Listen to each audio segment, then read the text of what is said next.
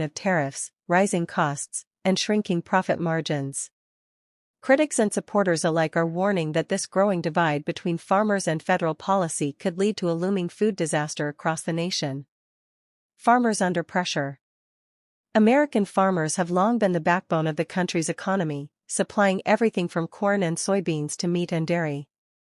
However, the trade wars launched during Trump's presidency, and the lingering tariff disputes that remain under the Biden administration, have created lasting impacts.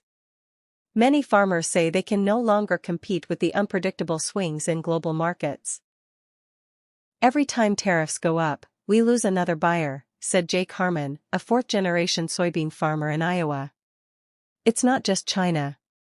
Other countries see instability here and start buying from Brazil, Argentina, or Canada.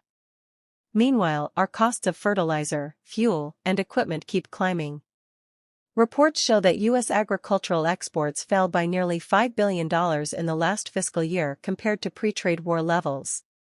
While government subsidies and bailouts temporarily softened the blow, farmers argue that such measures are band-aids, not solutions.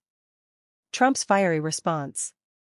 Speaking at a campaign-style event in Ohio, Trump dismissed the reports as fake news and accused Democrats of undermining American farmers.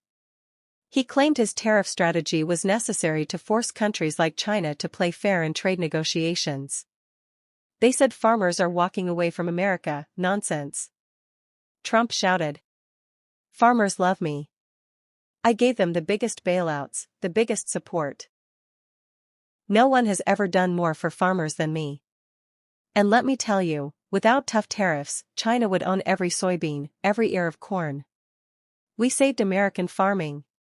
His remarks drew loud cheers from supporters, but many in the agricultural community remain unconvinced. Farmers argue that while Trump's bailouts kept them afloat, they would prefer steady markets over one-time payouts. The bigger picture. The conflict reflects a deeper problem. America's food system is heavily tied to global trade. U.S. farmers depend on selling abroad to stay profitable, especially in crops like soybeans, where nearly 60% of production is exported.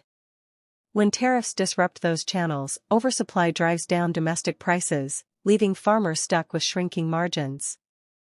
Economists warn that the strain on farmers could ripple through the entire food supply chain.